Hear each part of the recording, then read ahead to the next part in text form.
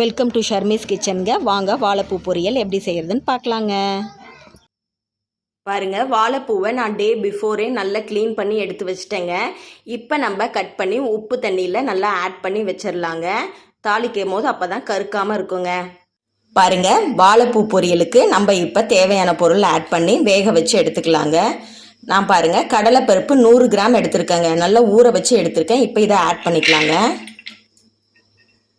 இப்போ இது கூடவே பார்த்தீங்கன்னா வாழைப்பூ கட் பண்ணி வச்சுருக்கேன். இந்த வாழைப்பூவை ஆட் பண்ணிக்கலாங்க. வாழைப்பூவை நல்லா க்ளீன் பண்ணி எடுத்துக்கோங்க. உள்ளே இருக்க நார்லாம் நல்லா க்ளீன் பண்ணி எடுக்கணுங்க. அந்த நார் எடுக்கலைன்னா குழந்தைங்களுக்கு வயிறு வலிக்குங்க, ஸ்டொமக் நல்ல பெயின் ஆகும். அது ஏன்னா ஜீரணம் ஆகாது, அதனால் வலிக்குங்க. கரெக்டாக க்ளீன் பண்ணி எடுத்துக்கோங்க. எல்லா பூவையும் ஆட் பண்ணிக்கலாம். 1/2 ஸ்பூன் மஞ்சள் பொடி ஆட் பண்ணிக்கலாங்க. தேவையான அளவு கல்லுப்பு ஆட் பண்ணிக்கலாங்க. இப்போ இதில் வாட்டர் ஆட் பண்ணிக்கலாம். தேவையான அளவு ஊற்றிக்கோங்க. போதும், இந்த வாட்டர் போதுங்க. நான் பார்த்திங்கன்னா மொந்த வாழைப்பூ எடுத்திருக்கேங்க. மொந்த வாழைப்பூ கசக்கும், அதனால் குழந்தைங்க சாப்பிட மாட்டாங்கங்க. அதனால் கொஞ்சம் பாயில் பண்ணி எடுத்து தாளிச்சிட்டோன்னா அவங்களுக்கு தெரியாது, சாப்பிட்ருவாங்க. சரிங்களா? இதுவே நீங்கள் பூவாழைப்பூவை இருந்துச்சுன்னு வச்சுக்கோங்களேன், டைரெக்டாக நம்ம தாளித்து விட்டுறலாங்க.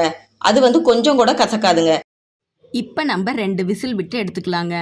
பாருங்க, இந்த அளவுக்கு தேங்காய் எடுத்து இதை நல்லா கிரைண்ட் பண்ணி எடுத்துக்கலாங்க. பாருங்க, வானல் வச்சு ஆயில் ஊற்றிட்டேங்க. ஆயில் நல்லா காஞ்சிருச்சுங்க. இப்போ நம்ம கடுகு கொஞ்சம் சேர்த்திக்கலாங்க. கடுகு நல்லா பொரியட்டுங்க. கடுகு நல்லா பொரிஞ்சிருச்சுங்க. இப்போ கருவேப்பிலை சேர்த்துக்கலாங்க.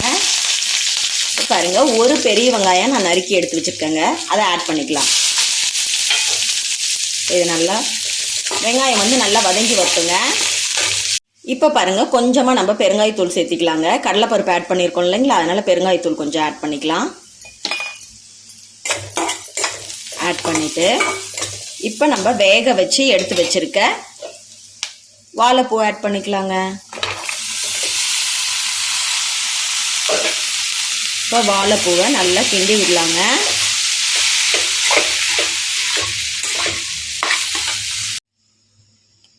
பாருங்க, இப்போ நம்ம 1/2 டேபிள் ஸ்பூன் மிளகாய்த்தூள் ஆட் பண்ணிக்கலாங்க. சால்ட் எதுவும் ஆட் பண்ணாதீங்க, நம்ம வேக வைக்கும் போதே சால்ட் ஆட் பண்ணியாச்சு. ஓகேங்களா? பாருங்க, இப்போ நல்ல தூளெல்லாம் வெந்துருச்சுங்க. இப்போ கொஞ்சமாக வேர்க்கடலை பொடி கொஞ்சம் ஆட் பண்ணிக்கலாங்க.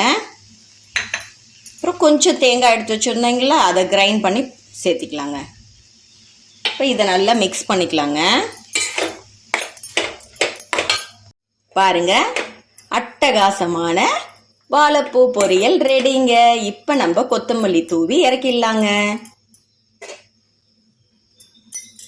அவ்வளோதாங்க, குழந்தைங்க கூட விரும்பி சாப்பிடுவாங்க. கண்டிப்பாக ட்ரை பண்ணி பாருங்க.